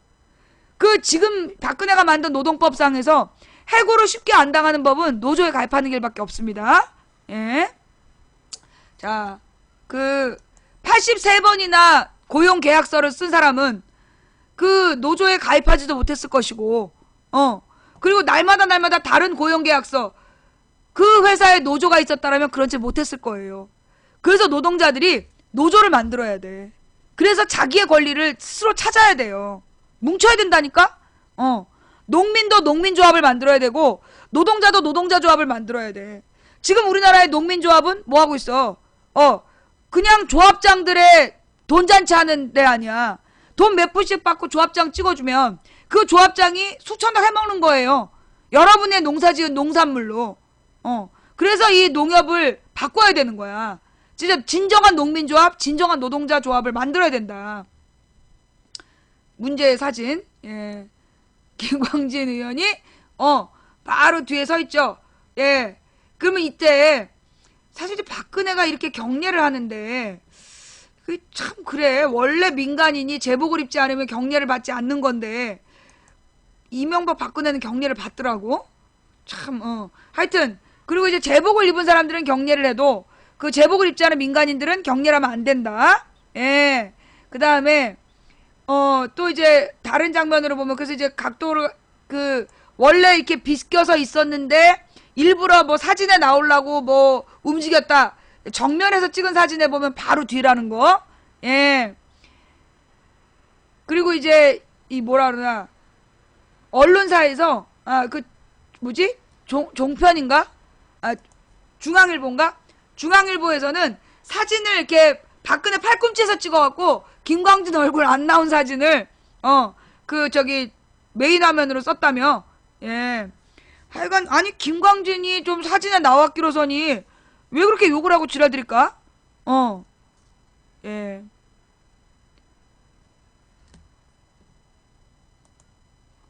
아니 근데 민간인이 제복을 입는 것도 잘못된 거야. 예. 민간인이 군복을 입는 것도 잘못된 거예요. 이 군복은요 군인만 입어야 되는 거야. 근데 우리나라에서 지금 쇼하려고 민간인이 군복을 자꾸 입어. 그거 원래 법적으로 금지돼야 돼요.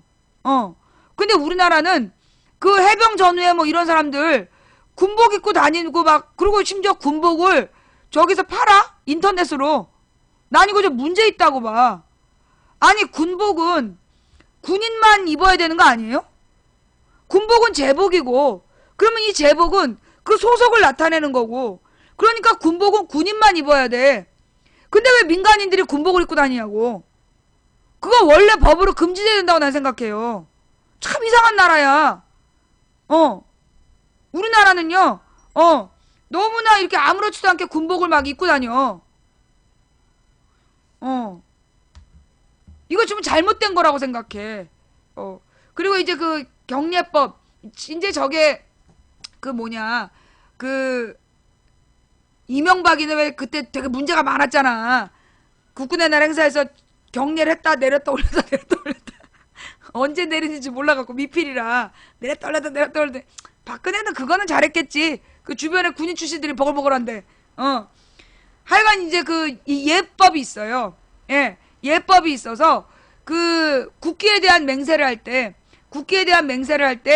군인은 반드시 이렇게 경례를 해야 돼. 이 사진 잘 나와 있네. 국기에 대한 맹세를 할 때 제복을 입은 군인들은 거수 경례를 합니다. 그런데 민간인들은 모두 이렇게 그 가슴에다가 손을 얹는 민간인 경례를 해야 돼요. 요게 달라요. 이명박이 이때 또 그 국기에 대한 맹세할 때 거수 경례 해가지고 저 양복 입고 그것도 또 그 저기 군법 위반이었잖아. 예법 위반이었잖아. 또 박근혜는 그래도 실수는 안 했어. 근데 그냥 박근혜를 멋있게 찍고 싶었는데 그냥 뒤에 떡하니 김광진이랑 안희정이 나와가지고 박근혜는 안 보이고 뒤에 김광진 안희정만 보인 거야? 자 하여간 이 뭐 웃기는 사진 사건 이야기. 근데 이 김광진 선수가 의미심장한 말을 했더만 10년 뒤에는 이보 앞으로 나가겠습니다. 이 김광진이가 지금 대선 출마 선언을 한 거예요? 나의 라이벌이야.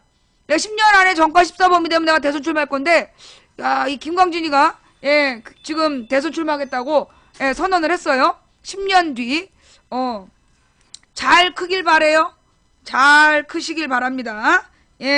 우리나라도 좀 젊은 국회의원 좀 나왔으면 좋겠어. 여기까지 했고. 자, 그러면, 오늘, 제목이 노현이, 하지원, 최진실?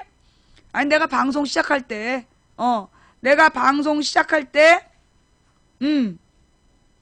이 그 노현이 하지원 최진실이 인터넷 그 검색창에 쫙 올라와 있더라고. 그래서 이제 오늘의 메인 뉴스를 하기 전에 하나만 더 뉴스 듣고 갈게요.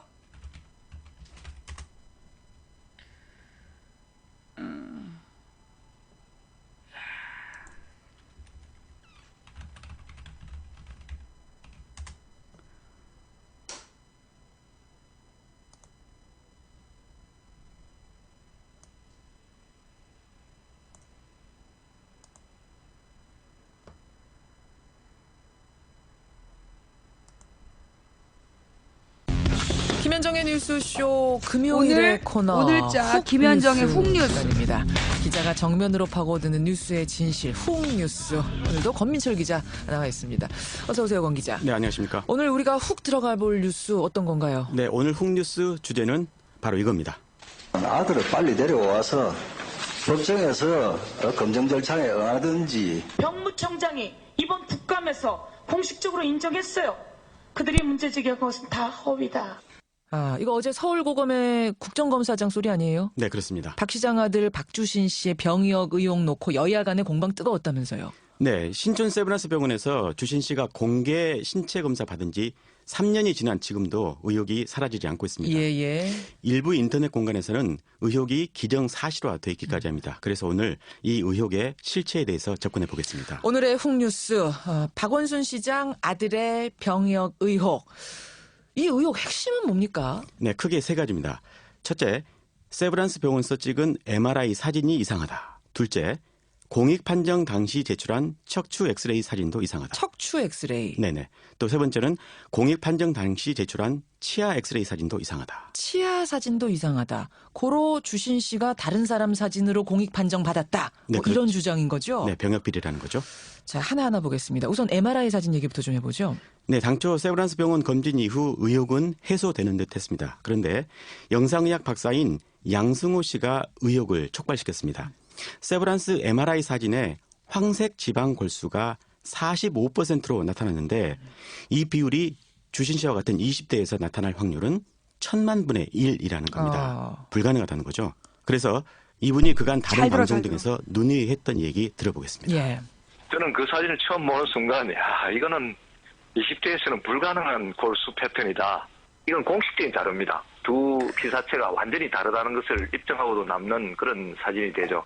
이 양 박사가 이제 박사시고 그 분야 전문가기 때문인지 이 주장에 대해서는 박원순 시장 측 반론이야 있었습니다만 의학계에서 자기 이름 걸고 나온 뚜렷한 반론은 없었죠. 네, 그렇습니다. 그런데 최근에 미국에서 활동 중인 골수 분야 의사 박효종 씨가 SNS에 반론을 제기하고 나섰습니다. 어떤 건가요?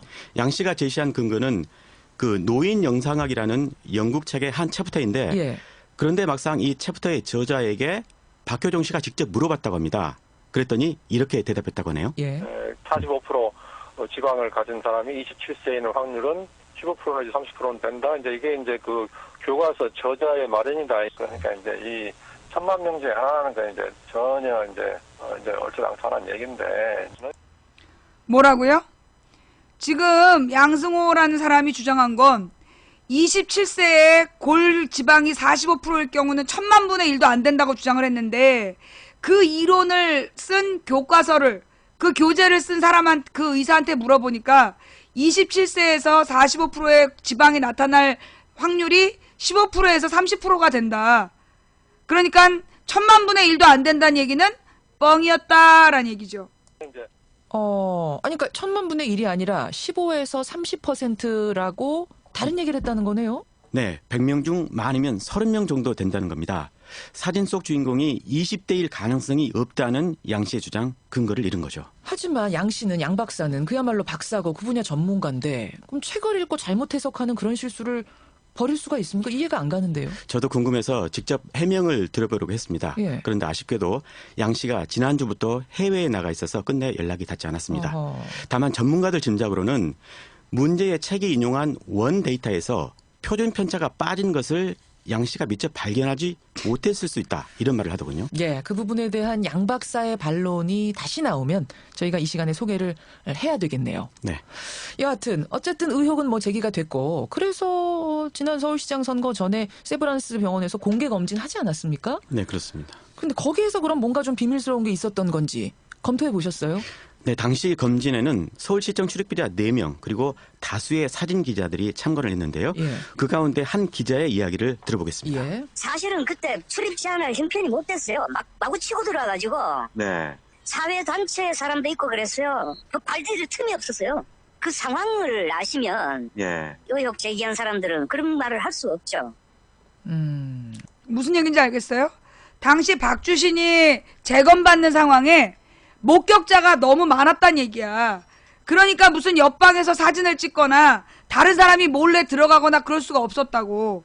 4명의 무슨 서울시 출입기자만 있었던 것처럼 뻥을 치고 있지만 그때 이 현장을 지켜본 사람이 무지 많았다라는 얘기예요. 세브란스 검진에서의 바꿔치기도 그 당시 비밀스럽게 뭐가 될 상황은 아니었다라는 기자의 증언. 자, MRI 의혹은 그렇고요. 두 번째 의혹으로 넘어가 보죠. 엑스레이 사진이요. 네, 공개된 주신 씨의 엑스레이 사진은 3가지가 있습니다. 예. 현역 판정받고 입소할 때 찍은 거, 그리고 그 뒤에 공익근무 판정 때 찍은 거, 예. 그리고 유학 나갈 때 찍은 거 이렇게 3가지입니다. 복잡하니까 이걸 좀 우리가 1, 2, 3번 엑스레이 이렇게 호칭해 볼까요? 그러시죠? 예. 1번과 3번은 폐를 찍은 흉부 엑스레이고요. 2번은 척추 엑스레이입니다. 예. 의혹은 1, 3번과 2번이 서로 다르다는 겁니다. 아하, 1, 3번 흉부 엑스레이와 2번 척추 엑스레이가 네, 결국에 공익 판정 때 찍은 2번 사진만 다른 사람의 거라는 얘기죠. 엑스레이 사진 보셨어요, 권 기자? 네, 그렇습니다.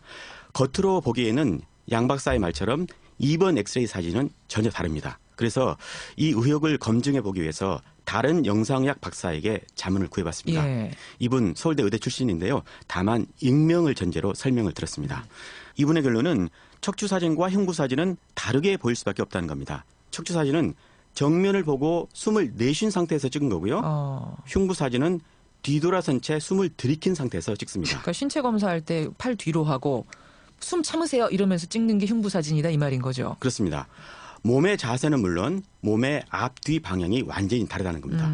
때문에 개개인에게만 나타나는 특이적 소견이 없는 한 서로 달리 보이는 두 사진 속 주인공이 동일인인지 아니면 다른 사람인지 판단하기 힘들다는 겁니다. 근데 사진 찍을 때 자세가 다르더라도 목 부분은 변함이 없잖아요. 앞이든 뒤든. 그렇습니다. 그래서 의혹 제기자들이 주장하는 게 목 뒷덜미에 잡히는 뼈, 예. 이거를 제1흉추라고 하는데 예. 이 뼈에서 직각으로 솟아있는 극상돌기가 2번 척추 사진에서는 다르다는 겁니다. 그러니까 공익 판정 받을 때 찍은 그 사진. 네네. 이 돌기가 흉부 사진에서는 한쪽으로 휘었는데 척추 사진에서는 휘지 않았다는 얘기입니다.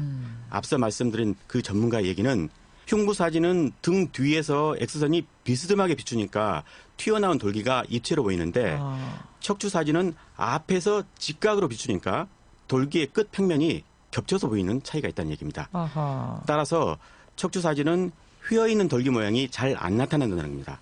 때문에 흉부 사진과 다르다고 말할 수 없다는 거죠. 근데 이게 이 반박하신 분의 개인적인 소견일 수도 있지 않습니까? 물론입니다. 그래서 영상의학 전문가들의 단체인 대한영상의학회라는 곳에 물어봤습니다. 예. 양 박사도 이곳 소속이고 저와 익명으로 만난 분도 여기 소속입니다. 예. 국내 영상의학 전문가 3,000명 가운데 약 2,500명이 소속돼 있는 곳입니다. 그런데 이곳에서 때마침 법원의 의뢰로 이들 세 개 엑스레이 사진의 주인공이 양 씨의 말대로 서로 다른 사람인지 아닌지 검증을 했다고 합니다. 그 공식 확인은 거부했지만 사실상 다른 사람이라고 하기 어렵다 이런 결론을 낸 것으로 전해졌습니다. 이 대한영상의학회에서 다른 사람이라고 말하기도 어렵다 이런 결론? 그렇습니다. 그러면 양 박사의 의견이 이 소수 의견, 물론 뭐 소수 의견이 다 틀리고 다수 의견이 다 맞다 이렇게 볼 수는 없지만 적어도 이 의학회에서는 학회에서는 양 박사 의견이 소수 의견이라는 거네요. 네, 그렇습니다. 예. 이 결과에 대해서는 양 씨 측은 어떻게 반응하고 있습니까? 양 씨 측은 대한영상의학회가 아닌 의사협회에서 별도의 특별조사단을 꾸려서 다시 검증해달라. 다시 이렇게 요구하고 검증해달라. 있습니다. 네. 왜냐하면 영상의학회 임원 가운데 세브란스 병원 이모 교수가 있고 영상의학회 회장이 박원순 시장과 고등학교 동문이라는 등의 이유를 들었습니다. 이모 교수는 누군가요? 세브란스 병원? 네, 주신 씨가 2012년 세브란스에서 공개 신검을 받을 때 MRI 판독에 참여한 의료진 가운데 한 사람입니다. 그분 때문에 공정성에 문제가 있다는 건데 공정성. 이번 검증에는 참여하지 않았다는 게 이 교수의 설명입니다. 저희 학회는요, 이 업무별로 따로따로 해가지고 그런 감정이나 이런 거는 의무위원회에서 하거든요. 저는 레지던트들 수련 이쪽 일을 하고 있고요. 그쪽 의무위원회 일은 전혀 손을 안 대고 있습니다. 자, 지금 좀 양측의 불신이 너무 큰 것 같아요. 네, 그런 것 같습니다. 하지만 잘 알려지지 않은 사실이 하나 더 있습니다. 뭔가요? 대한영상학회가 이미 2013년 4월에도 검찰의 요청으로 주신 씨의 MRI 사진 석 장을 감정한 바 있는데 그때도 세 가지 촬영 자료는 모두 같은 사람의 영상이라고 결론을 내렸다는 사실입니다. 지금 이건 이제 엑스레이 3장인데 MRI 사진 3장 가지고도 판정한 적이 있다고요? 그렇습니다. 그 당시 영상학회 회장은 지금의 회장이 아니었고요. 예, 그때도 같은 사람 맞다라는 결론. 예, 여기까지가 이제 척추 엑스레이 사진상의 문제였고 또 하나 문제 제기가 된 게 어제 국감장에서도 이것 때문에 시끌시끌하던데요. 엑스레이상의 치아 문제. 과연 이런 치아를 가진 사람이 박원순 시장의 아들이 맞느냐 이 의혹이 있었어요. 이게 제일 이거는 그 재판 과정에서 불거진 이야기인데요.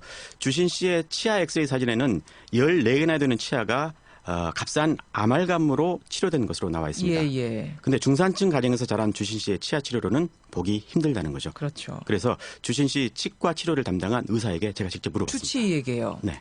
아니 그건 사실이 내가 치료를 한 건데. 하여튼 가족들이 다 다녔던 병원인 거네요. 저 부인은 안 오셨고 딸하고 이제 셋이.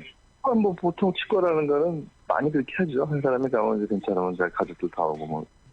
이 치과에 계속 다녔다는 건가요, 그러면? 네, 그렇습니다. 반복적으로 다녔고 그에 대한 자료도 남아있다는 거죠. 그렇군요. 마지막으로 드는 궁금증. 뭐 이제 그 의혹을 제기하는 측에서도 계속하는 얘기입니다만 이런 무수한 의혹을 잠재울 수 있는 건 그냥 주신 씨가 다시 와서 귀국해서 검사 받으면 되는 거 아니냐. 그럼 다 풀려지는 거 아니냐. 이거 어떻습니까? 예, 저도 그래서 박원순 시장 쪽에 다시 검사 받을 의향이 있냐 없냐 이렇게 물어봤는데요. 예. 박원순 시장 법률 대리인 황희석 변호사의 말 들어보겠습니다. 들어보죠. 만약에 재적용을 받는다고 해서 또 그 결과에 대해서도 누군가는 또다시 의혹을 제기할 겁니다. 아마 제가 볼 때는 이거는 끊이지 않는 소용돌이고 정치적 공격의 일환이지 다른 의도는 아니라고 봅니다. 네, 박 시장의 다른 측근은 검진 요구를 수용하는 것은 불의와 타협하는 것이라는 말도 했습니다. 예, 그러니까 와서 다시 검진 받으면 그건 믿을 수 있겠느냐. 아마 그것도 또 못 믿는다고 할 거다. 이 부분을 우려하는 거군요.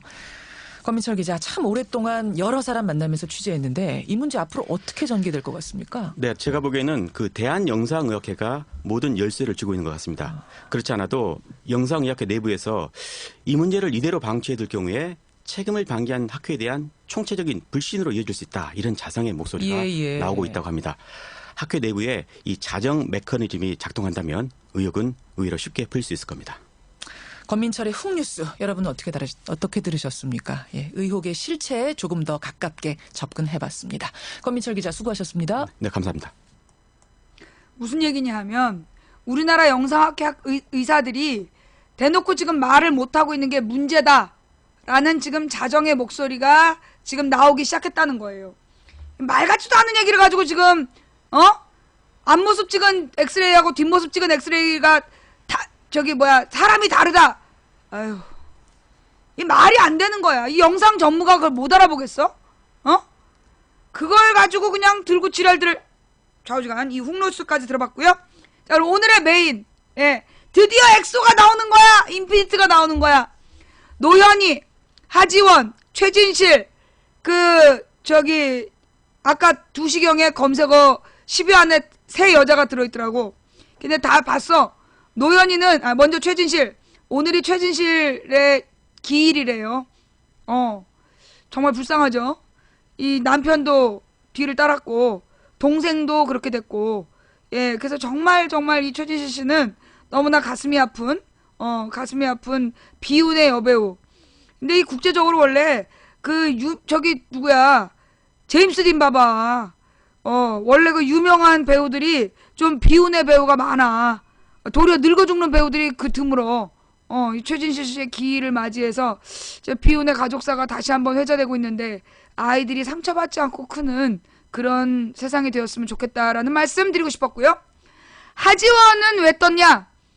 가슴을 다 드러낸 그 드레스 때문에 이제 부산국제영화제가 있었어. 부산국제영화제 이제 어저께가 개막이었던 거죠. 그래가지고 이제 이 여배우들이 이제 드레스를 입고 나온 거야. 근데 이제 하지원의 드레스가 이제 가슴이 쫙 드러났다. 그래가지고 이제 하지원 국제영화제 난리가 난 거지.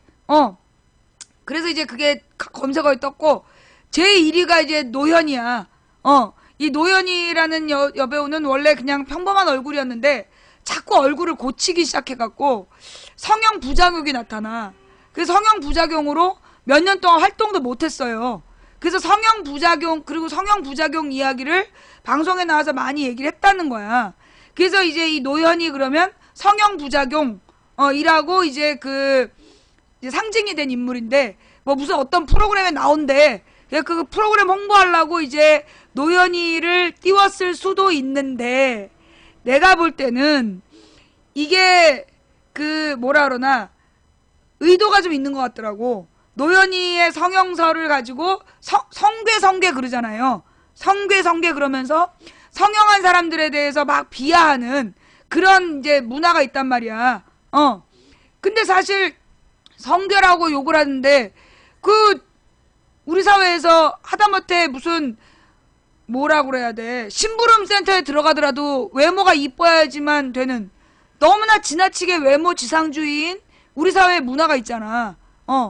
자기네들도 내가 방송한다고 맨 들어와서 내 눈 눈괭 막 이러면서 지랄하잖아. 아니 못생긴 사람은 방송하면 안 된다는 법이 있냐?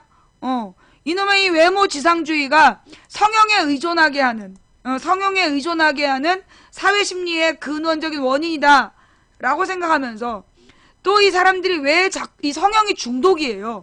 성형이 중독인데 뭔가 이렇게 살짝 고쳤을 때, 그러니까 원판에서 가장 조금 고쳤을 때가 제일 예쁘대. 근데 그 효과를 보고 사람들이 이게 아주 조금 고쳤는데 확 예뻐진 거야. 그러니까 조금만 더 고치면 더 예뻐질 거라고 생각하는데 두 번째 성형부터 반드시 망한대요. 그거 알아두세요. 성형을 할 때 꼭 처음에 살짝 고쳤을 때가 가장 예쁘대. 근데 거기서 뭔가 조금만 더 고치면 그때부터 어그러지는 거야.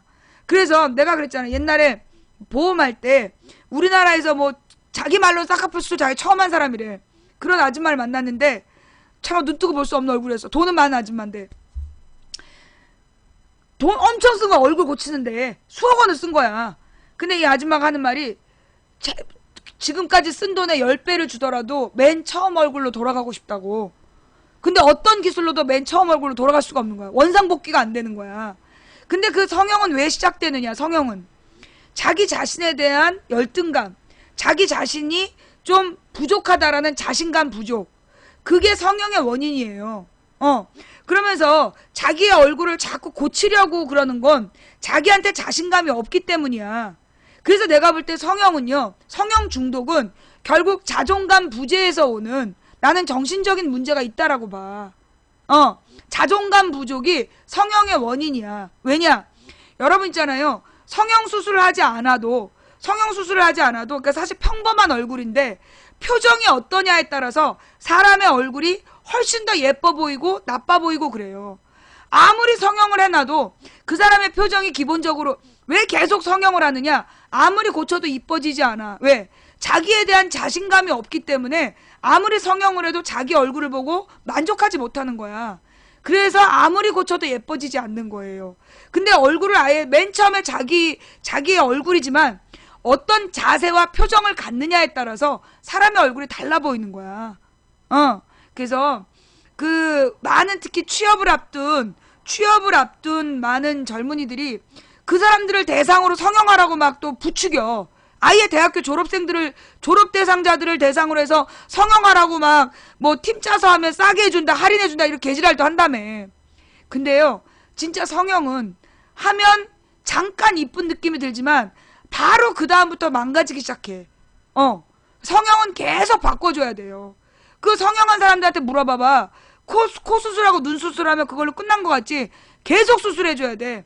쌍꺼풀 수술을 하면 거기 세포가 죽기 때문에 계속 재생 수술해줘야 되고, 코도 한번 높이면 그걸로 끝날 것 같지만 그게 무너져 내린대.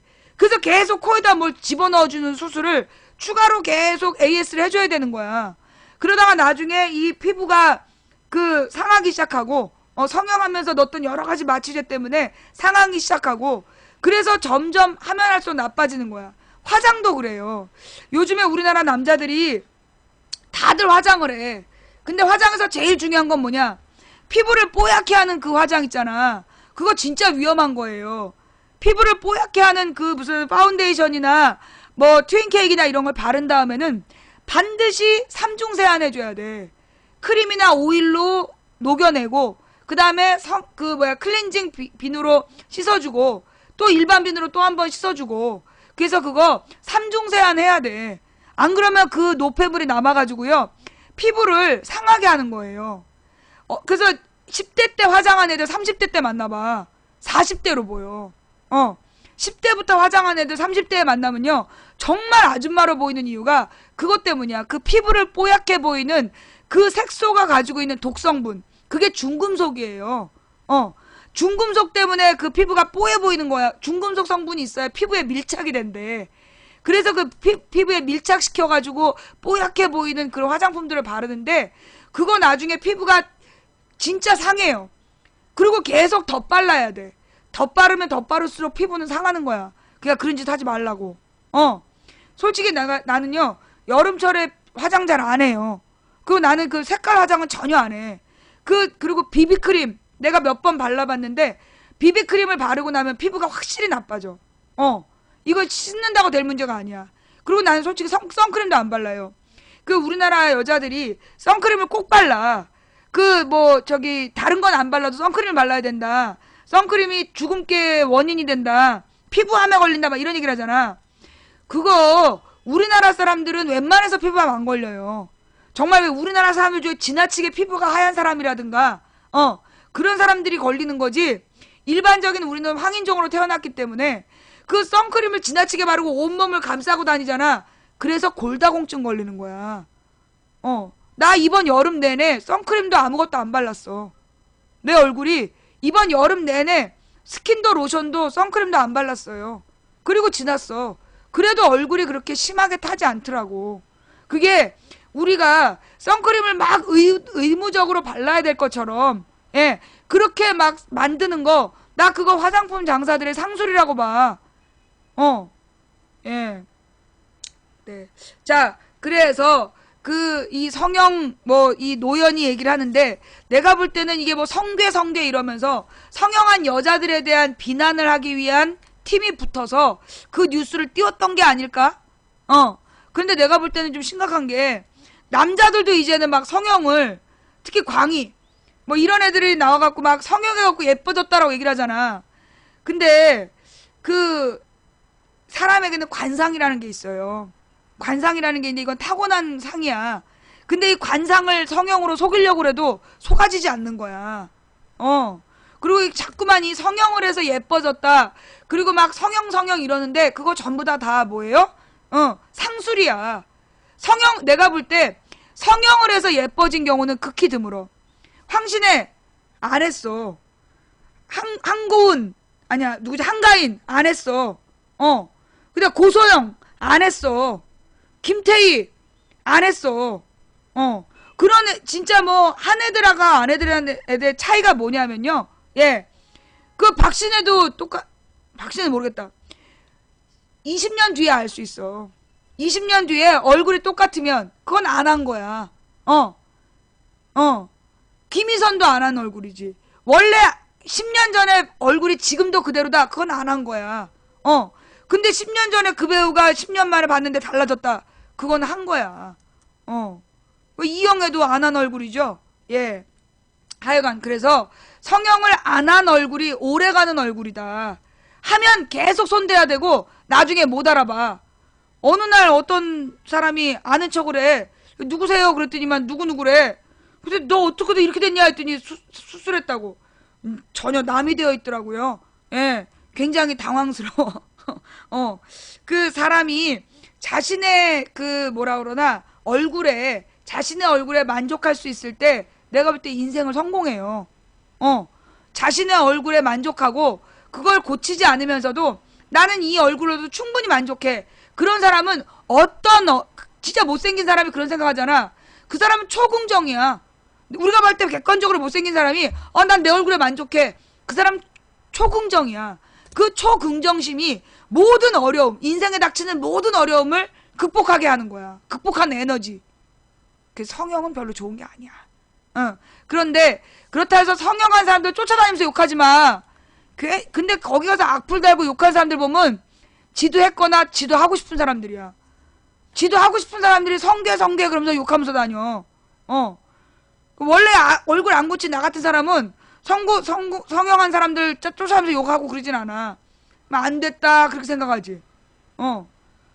그러니까 성형에 대해서 계속 또 막 이슈로 만들고 성형하자고 부추기고 그러지 말란 말이야. 자, 오늘 시작 노래도 마무리 노래도 이 노래로 해볼게요. 잠깐만. 이승환이 불렀어요. 가만히 있으라. 오늘 방송 어떠셨나요? 예. 오늘은 금요일 방송이었고요. 예. 내일은 토요일에 방송이 없고, 그리고 일요일에, 모레 일요일에, 모레 일요일이죠. 내일 모레 일요일 저녁 8시에 주일밤 방송 있습니다. 많은 시청 부탁드리고요. 오늘 방송 마음에 드셨다라면 추천 부탁드리고요. 예, 마음에 안 드셨다라면 조용히 꺼져 주시고요. 이거 지금 아까 내가 볼 때 틀림없이 3,000명 넘게 봤어. 3,300명 넘게 봤는데 추천 2,860명? 누구야? 추천 안 하고 도망간 인간들아. 오늘 밤 잠깐만, 이 노래 여기 안 맞다. 오늘 밤 너희들 이 녹색 설사의 호수에서 눈뜰지어다. 인생의 가장 중요한 순간에 녹색 설사의 젖어드는 다리를 만날지어다. 예. 자, 오늘 이승환 씨, 뱀파이어 이승환 씨, 가만히 있으란 노래로 시작했는데 이제 가만히 있으란 노래로 끝날라는데 이 노래가 너무나 이렇게 좀 그 나의 마지막 멘트하고 안 맞는 것 같아. 자, 오늘 방송 재밌었다면 추천 부탁드리고요. 재미없었다라면 우주 플리즈 꺼져. 그리고 뭐 우리 이 방송 마음에 드세요? 괜찮나요? 그럼 물어보지 마. 네 마음에 들으면 듣고 네 마음에 안 들으면 듣지 마. 알았지? 망치부인은 그러면 어떤 입장인가요? 내 입장이 어떤지 듣고 판단해. 남들한테 묻지 말고 네 의견을 가져. 마음에 들면 듣고 마음에 안 들면 꺼져. 뭔 말인지 알았지? 예. 자, 오늘 함께 해주신 모든 분들께 감사드립니다. 예. 방송이 열리자마자 달려와주신 모든 분들께 감사드리고요. 처음부터 끝까지 시청해준 여러분께 더욱더 감사드리고요. 추천해주신 한 분 한 분 진심으로 감사드립니다. 그리고 후원해주신 한 분 한 분 진심으로 감사드립니다. 여러분의 후원으로 망치부인의 순위 요거 스티커로는 망치부인 순위를 올리고 있고요. 여러분의 초콜릿으로는 불타는 10미닛을 강제로 추천받고 있고요. 그리고 여러분의 별풍선으로 망치부인의 소송비를 감당하고 있습니다. 한 분 한 분 이름 불러서 감사 인사 못 드린 점 대단히 죄송합니다. 후원하지 못하는 분들이 혹시 의기소침해질까봐 하는 거니까 양해를 부탁드립니다. 자, 그리고 각방에서 고생하신 매니저님들 수고하셨습니다. 그리고 이 방송을 녹화 떠서 유튜브와 팟캐스트에 올려주시는 분들께 진심으로 감사드립니다. 팟캐스트에서도 순위가 좀 오르고 있더라고요. 예, 애플 팟캐스트에서. 예, 여러분들 우리 팟캐스트나 유튜브에서 망치부인 방송을 보시게 되면 그거 올리시는 분들이요. 정말 개인의 사명감을 올리시는 분들이니까 꼭 고맙다, 수고하셨다, 감사 인사 남겨주시고, 뭐 감사 인사 남길 기회가 없으면 뭐 좋아요라도 한번 눌러주시고, 그래야 그분들이 또 계속 올리시는 보람을 느끼시지 않겠습니까? 예, 부탁드리면서 오늘 매니저님들 수고하셨습니다. 함께 해주신 모든 분들께 감사 인사드리면서 오늘 방송 마무리하겠습니다. 상식이 통하는 합리적인 민주사회에 가난해도 행복한 서민이 되고 싶은 꿈을 가진 망치부인입니다. 한 사람이 꾸는 꿈은 꿈일 뿐이지만 백인이 꾸고 만인이 꾸면 현실이 된다는 말을 읽었습니다. 된다고 믿든 안 된다고 믿든 당신의 믿음대로 될 것이다 라는 책의 구절도 있었고요. 누군가 간절히 소망하면 온 우주가 그의 소망을 위해 움직이기 시작한다는 말도 책에서 읽었습니다. 저의 좌우명은 갈만한 길이라서 가는 것이 아니라 가야 할 길이라서 간다입니다. 우리가 가는 길이 험하고 힘들어도 우리가 오늘 이렇게 노력한 것이 우리 후세들에게, 그리고 내가 이 세상을 마무리하는 순간에 나는 적어도 노력했었다라고 이야기할 수 있는 마지막 마디가 되지 않을까요? 자, 오늘 함께 해주신 모든 분들 감사드리면서 다음 방송은 일요일 저녁 8시에 만나뵙겠습니다. 감사합니다. 망치부인이었습니다. 네, 종료하고 재방송을 준비하면서 우리 이승환 씨의 가만히 있으라. 어디 가지 마! 가만히 있어! 아니면 추천해.